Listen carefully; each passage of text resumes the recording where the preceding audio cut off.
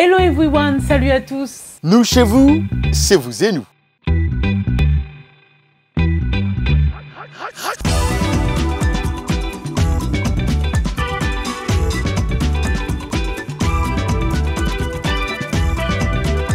Ravi de vous retrouver pour ce nouveau numéro de Vous et Nous. On espère que vous allez bien et que vous êtes confortablement installés.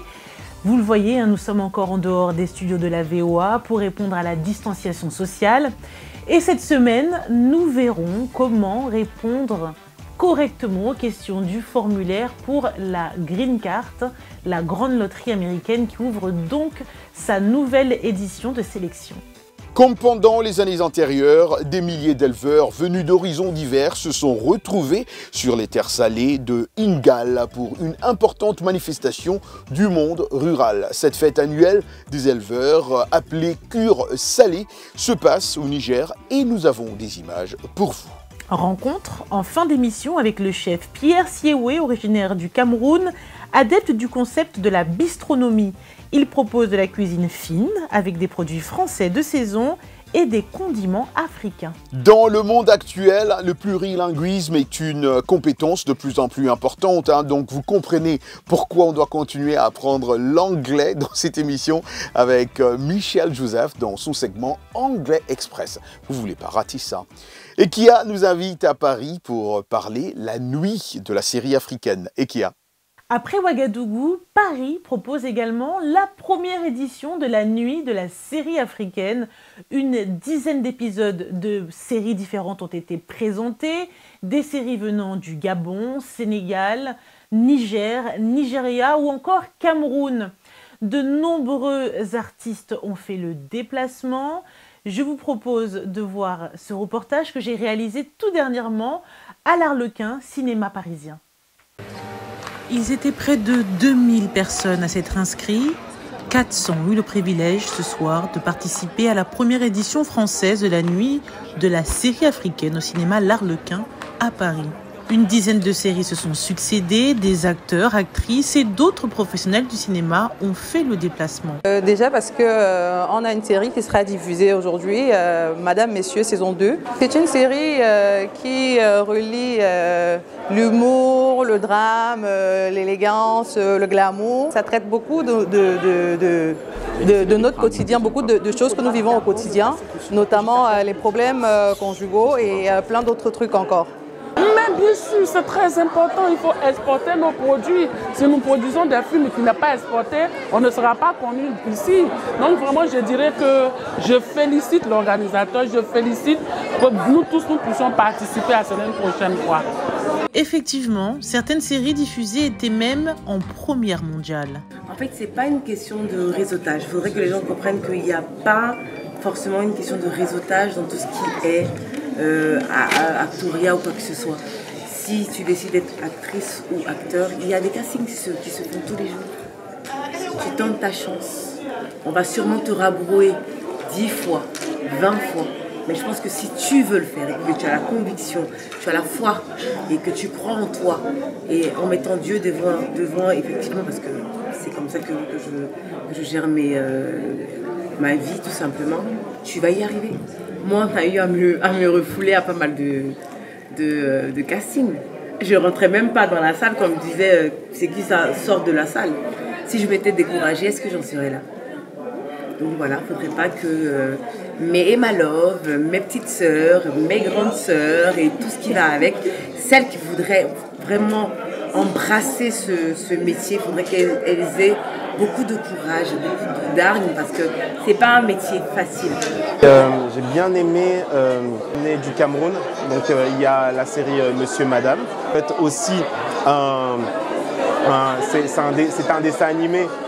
Un dessin animé qui s'appelle Le mystère de la fidélité, un truc comme ça. Découvrir des séries, j'ai vu les articles, j'ai vu les affiches, mais j'avais pas l'occasion de voir la série et maintenant c'est chose faite. Cette édition est un grand succès selon l'organisateur.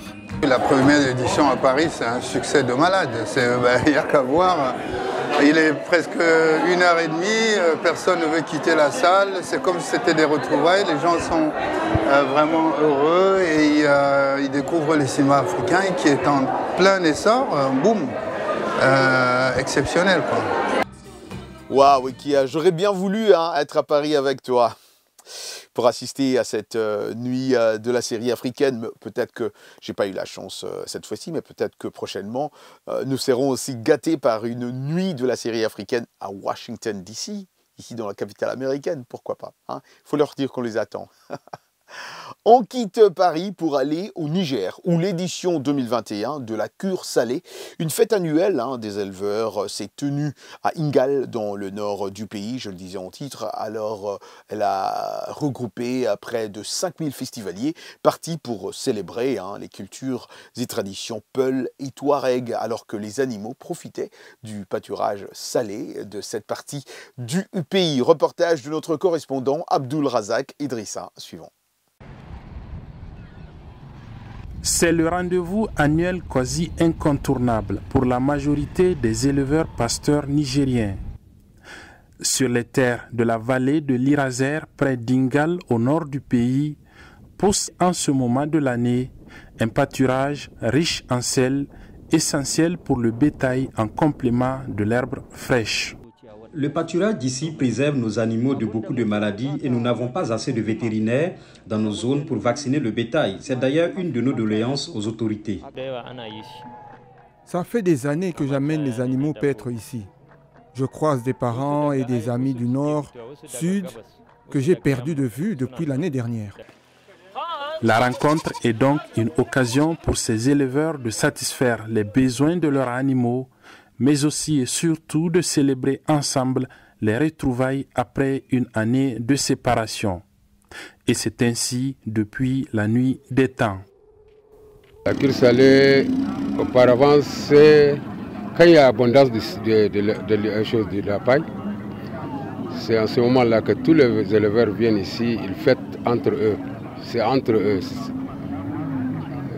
L'État n'est pas impliqué, c'est entre eux. À l'indépendance, il y a la Première République, donc Moudour Zakara était le ministre des Affaires sahariennes et nomades. C'est lui qui organisait la Cure Salée. C'est celui qui venait pour la Cure Salée. À ce temps, c'est une Cure Salée tournante. Moudour Zakara, il vient, il fait un mois dans la localité, dans la région d'Ingal. À la Cure Salée, chaque année, pendant 3 jours, les traditions des 2 grandes communautés d'éleveurs au Niger, les Peuls et les Touaregs, sont célébrées dans toute leur diversité. La fantasia, la course à dos de chameau et les danses des hommes Peul Wadabé, cherchant par leur beauté et leur maquillage la préférence des femmes, constituent les moments forts de ce festival des nomades. Merci pour ce beau reportage qui nous permet d'en savoir davantage sur les cultures Touareg et Peul. Retour aux États-Unis à présent, où s'ouvre la grande loterie qui permet chaque année d'offrir à plus de 55 000 personnes le fameux sésame de la Green Card ou carte vert en français, qui permet donc de venir s'installer aux États-Unis en toute légalité et d'y travailler, de jouir en fait des mêmes droits que les citoyens américains, sauf celui du droit de vote. Alors, pour avoir toutes les astuces pour bien remplir ce dossier, je vous propose de voir ce reportage, ces astuces, expliquées par notre collègue Dini Kabungu Villa. Bonjour à tous, c'est Ginny. Dans quelques jours débutent les inscriptions à la DV Loterie. Mais ne vous inquiétez pas, je vous accompagne à chaque étape. Je vais vous montrer comment remplir le formulaire rapidement, gratuitement. Ça risque de faire grincer des dents, mais power to the people. Et on fera tout à l'aide de votre smartphone. Et en plus de ça, je vous montrerai les astuces pour augmenter vos chances de gagner.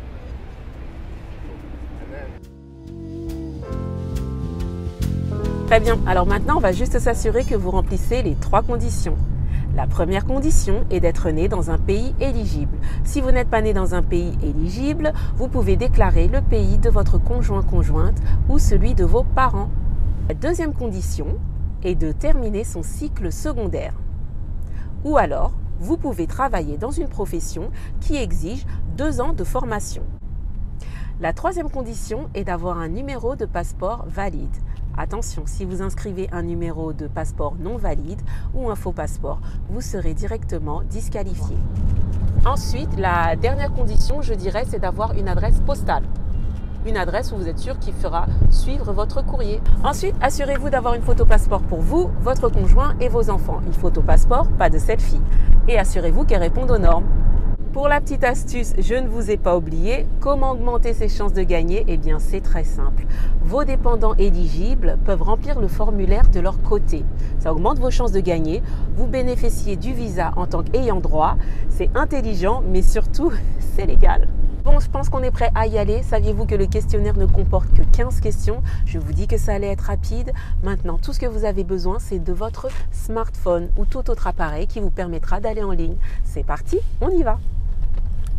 Alors tout d'abord, vous allez aller sur le seul site officiel et gratuit www.dvprogramme.state.gov. Vous allez cliquer sur la touche verte, rentrez votre code d'authentification. Question numéro 1, votre nom. Rentrez votre nom tel qu'il est inscrit sur votre passeport. Dans le cas où une rubrique ne figure pas, cochez la petite case. Question numéro 2, indiquez votre sexe. Question numéro 3, votre date de naissance. Commencez par le mois, puis le jour, puis l'année. Question numéro 4, entrez votre ville de naissance. Si vous ne la connaissez pas, cochez la petite case. Question numéro 5, sélectionnez votre pays de naissance. Question numéro 6, sélectionnez si oui ou non vous revendiquez votre éligibilité en fonction du pays dans lequel vous êtes né. Sinon, vous devez sélectionner le pays à partir duquel vous demandez votre éligibilité. Question 7, entrez les informations de votre passeport. En cas d'exemption, cochez et indiquez vos raisons dans le petit B. Question 8. Entrez votre photo. En cas de doute, cliquez sur le lien pour les instructions. Question 9. Entrez votre adresse postale. Question 10. Indiquez votre pays de résidence. Question 11. Inscrivez votre numéro de téléphone si vous en avez un. Question 12. Inscrivez et confirmez votre adresse e-mail. Question 13. Indiquez votre niveau d'études. Question 14, indiquez si vous êtes célibataire, marié à un citoyen américain ou résident, marié à un non-citoyen américain ou résident, divorcé, veuf, légalement séparé. Question 15, inscrivez votre nombre d'enfants, vivants, célibataires et de moins de 21 ans, qu'ils vivent ou pas avec vous. Assurez-vous d'inclure tous les enfants naturels vivants, tous les enfants vivants que vous avez adoptés légalement et tous les enfants de votre conjoint et ex-conjoint vivants qui sont célibataires et âgés de moins de 21 ans, même si l'enfant ne réside actuellement pas avec vous. À la question numéro 14 de la deuxième partie, vous allez rentrer les informations de votre conjoint et télécharger sa photo. À la question 15 de la deuxième partie, vous allez rentrer les informations et télécharger les photos de vos enfants. Vérifiez que tout est correct et appuyez sur le bouton vert. Tada! Bravo! Le moment fatidique. Voici votre page de confirmation. Voyez que c'était pas compliqué? Maintenant, faites une capture d'écran, conservez précieusement ce numéro pour que au mois de mai, vous puissiez savoir si vous avez été sélectionné. En tout cas, je vous le souhaite. En attendant, bonne chance à tous. On se retrouve dans le prochain épisode et là, je vous dirai tout ce que vous pouvez faire une fois que vous êtes arrivé.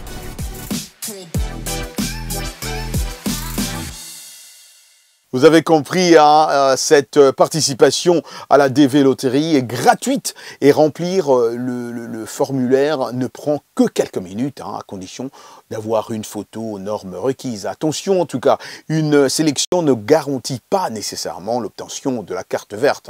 Encore faut-il que les dossiers gagnants soient traités en temps et en heure par l'administration américaine. Bonne chance en tout cas. Nous vous avons aussi posé cette question dans hashtag vous et nous de cette semaine. Est-ce que ça vous intéresse ou ça vous intéresserait d'immigrer ici aux États-Unis? Pourquoi ou pourquoi pas? Vous êtes nombreux, comme d'habitude, à répondre. On commence avec les Zamba Matadi, RDC.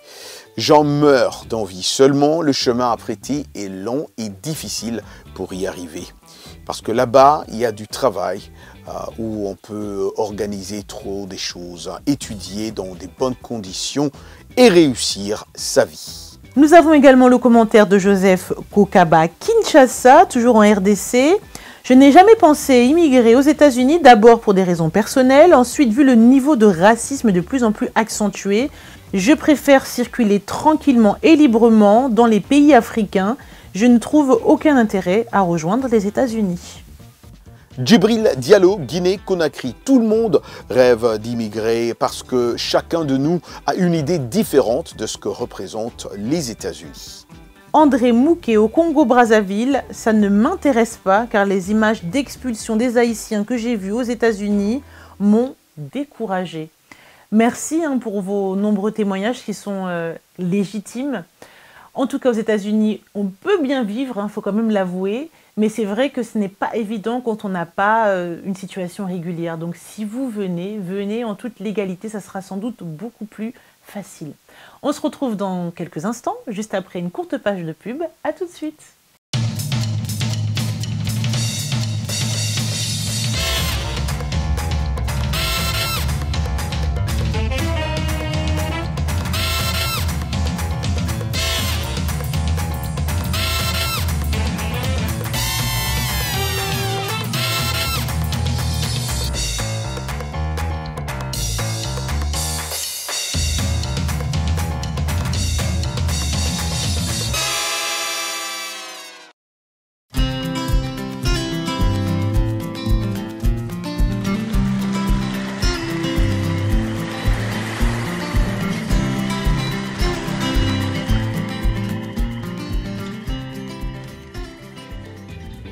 Vous et nous, part 2. Et voilà, il est temps d'apprendre l'anglais. English is very important. C'est avec Michel Joseph. Bienvenue à l'Anglais Express. Quand les personnes dans une conversation sont d'accord ou partagent les mêmes expériences, on entend ces expressions courantes. And so do I au présent, et moi aussi, et moi de même. And so have I, c'est le verbe avoir au présent. And so am I, c'est le verbe être au présent. And so was I, c'est le verbe être au passé. Pour ces exemples, nous allons rester dans le présent. La formule reste la même au passé. Imaginez tout simplement que quelqu'un vous parle d'une expérience et vous êtes d'accord ou vous avez une expérience similaire. Donc, la personne dit « I walk to work » et vous allez dire « And so do I » Je marche pour aller au travail. Moi aussi. « I have a reliable car » And so have I. J'ai une voiture fiable, dit la personne, et vous répondez « Et moi aussi, and so do I ». Dans ce contexte où il y a un commentaire de quelqu'un, le verbe et le sujet sont inversés dans votre réponse comme dans le cas d'une interrogation. And so do I, et moi aussi. On ne dira pas and so I do, and so I have, ou bien and so I am. Vous n'allez pas dire ça. And so do I, and so have I. Et voilà pour l'Anglais Express. Ah oui, merci Michel, parce que sans Michel, l'anglais, on est foutu. Place à présent à notre rubrique Actualité. Et bien sûr, l'actualité, c'est maintenant. On commence avec les rappeurs californiens, que vous connaissez tous très bien. Dr. Dre, Snoop Dogg et Kendrick Lamar, ainsi que Mary J. Blige et Eminem, Slim Shady, feront le spectacle lors de la mi-temps du prochain Super Bowl. Oui, vous savez très bien, vous connaissez le Super Bowl, prévu à Los Angeles en février 2022, a annoncé la Ligue nationale de football américain, NFL. Ce plateau, composé de vieilles légendes du hip-hop de la côte ouest des États-Unis, Eminem vient de Detroit, et seule Mary J. Blige, l'unique femme, est née à New York, se veut appropriée au public de la grande ville californienne qui accueillera le 13 février 2022 la finale du championnat de football américain pour la première fois depuis 1993. Le Super Bowl, diffusé la saison prochaine sur NBC, est l'événement le plus regardé de l'année à la télévision américaine, malgré une audience en baisse à 96,4 millions de téléspectateurs en 2021. Alors que la saison Africa 2020 a refermé ses portes le 30 septembre dernier à Paris avec un dîner en grande pompe à l'Élysée, un autre grand moment prend le relais. Il s'agit de l'exposition 2020 Dubaï. Une chose est sûre, plusieurs records sont battus. Plus de 190 pays sont représentés à cette exposition qui a pour thème « Connecter les esprits, construire le futur ». Inédit également, tous les pays africains ainsi que l'Union africaine disposent de leur propre pavillon. À noter, c'est la première fois que cet événement a lieu au Moyen-Orient. Depuis 1851, cette exposition mondiale présente les innovations technologiques, architecturales et artistiques que chaque pays souhaite mettre en avant. 25 millions de visiteurs sont attendus. Et on va rester à Dubaï car l'art culinaire sera également mis à l'honneur. Il faut savoir que plusieurs chefs africains ont fait le déplacement, notamment des chefs originaires d'Afrique centrale ou d'Afrique de l'Ouest. Ils sont venus proposer une cuisine fine, toujours avec un rappel de nos ingrédients africains. J'ai rencontré le chef Pierre Siewé juste avant son départ, en pleine préparation. Je vous propose de voir le reportage que j'ai pu réaliser il y a quelques semaines. Chef Pierre Siewé se ravitaille régulièrement aux produits indispensables pour sa cuisine dans le quartier de Château-Rouge. L'hibiscus toujours. Ouais. Ouais, j'aime bien parce que là c'est la qualité du produit est top. Bon, on va prendre aussi les cacahuètes. Pour des babas que j'ai pris. Poudre de cacao brut aussi. Brut? Ouais. Le Johnson? Ouais. Je peux t'en prendre. C'est dans cet établissement parisien qu'il régale les papis depuis plus de 10 ans avec une carte qui change tous les mois, toujours avec un principe qui lui tient à cœur, la bistronomie. La bistronomie, c'est mon ADN. Pourquoi? Parce que j'ai toujours bossé avec des chefs qui sont imprégnés dans la bistronomie, dont Yves Condebord qui est, on va dire pour nous, le pape de la bistronomie. Donc c'est lui qui m'a initié un peu dans la bistronomie. Après, on a le Johnson, on a les arachides grillés, le fameux pébé. On va dire c'est l'équivalent de la noix de muscade, mais avec un goût un peu plus prononcé. Je fais revenir pour sortir un peu le gras et puis je le mets juste sur un poulet poché avec une sauce poulette. Donc ça ramène un petit côté croustillant et puis voilà, on croque dedans et puis c'est pas mal. La bistronomie consiste à travailler, on va dire, des produits parfois qui ne sont pas connus, de ramener des techniques des grandes maisons dans un petit restaurant, de sublimer des petits produits, on va dire, par exemple comme le maquereau, de sublimer le maquereau, de mettre en avant certains produits qui sont méconnus et de les travailler avec des techniques des grandes maisons. Le challenge, c'est surtout de mettre en avant des produits français et surtout des produits qui viennent d'Afrique. C'est un peu ma façon de travailler, donc quand j'ai des idées qui me taraudent en tête, j'essaie de les mettre en place et d'essayer de ramener cette acidité un peu dans mes plats, dans mes entrées, dans mes produits. Et je pense que ça marche plutôt pas mal. Pierre Siewé a une dizaine de jours à Dubaï pour former d'autres cuisiniers à l'élaboration de ses recettes. Ces plats seront en effet servis jusqu'à fin mars dans le cadre de l'exposition 2020 Dubaï. Et voilà. Et c'est pour ça que l'on dit la cuisine est un art. Hein. La cuisine possède un statut ambigu au sein des sociétés contemporaines. Elle est caractérisée habituellement comme un savoir-faire, on est tous d'accord. Et d'ailleurs, elle est également souvent définie comme une science à part entière. On est d'accord aussi. Place à présent à Sportissimo, qui est un segment que vous attendez impatiemment, notre segment sportif.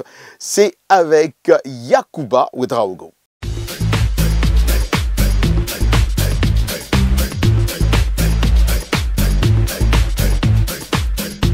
Salut à tous, nous commençons par cette affaire qui fait grand bruit dans le football féminin ici aux États-Unis. L'ex-footballeuse Mana Shaim, qui qui accuse avec une autre joueuse son ancien entraîneur des Portland Thorns d'abus sexuels, a aussi accusé son ancien club de l'avoir forcé à se taire.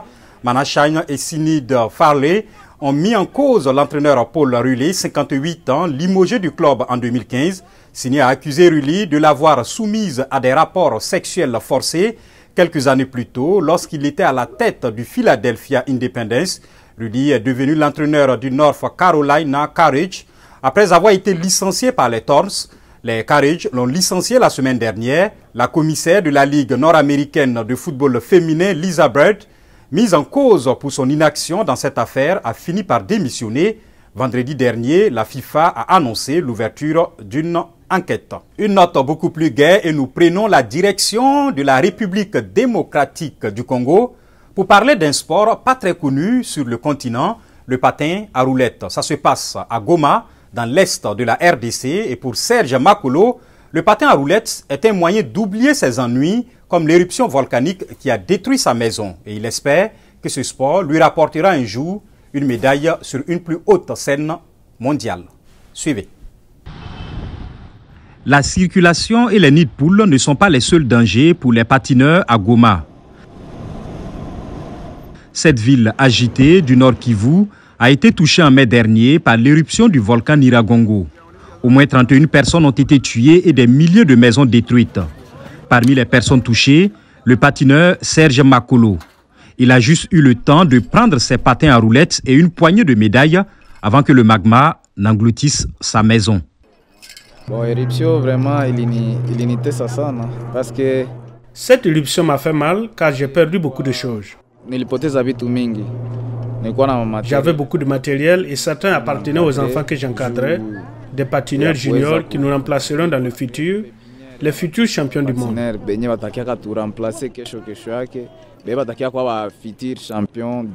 Tout ce matériel était à la maison, des patins et des casques.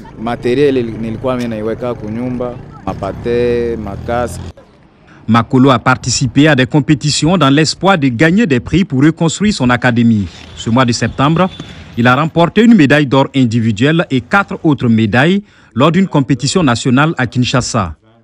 Lui et ses amis ont en vue les Jeux de la francophonie qui se tiendront l'année prochaine dans la capitale congolaise. Mais pour lui, il ne s'agit pas seulement d'être sur le podium. Avec patin, tu n'as pas le choix. Le patinage peut nous réconforter et nous faire oublier les mauvaises choses qui nous sont arrivées, surtout les jeunes. Le stress des guerres et des éruptions s'évapore pendant que nous roulons. Avec le patinage, nous nous sentons vivants, il nous fait renaître à nouveau. Le patinage de vitesse à roulettes est apparu aux Jeux olympiques de la jeunesse en 2018.